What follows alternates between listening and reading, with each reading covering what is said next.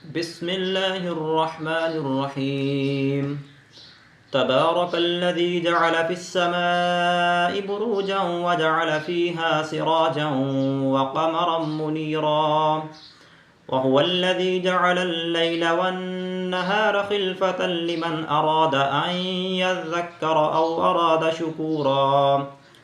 وعباد الرحمن الذين يمشون على الأرض هونا وإذا خاطبهم الجاهلون قالوا سلاما، والذين يبيتون لربهم سجدا وقياما، والذين يقولون ربنا اصرف عنا عذاب جهنم إن عذابها كان غراما إنها ساءت مستقرا ومقاما.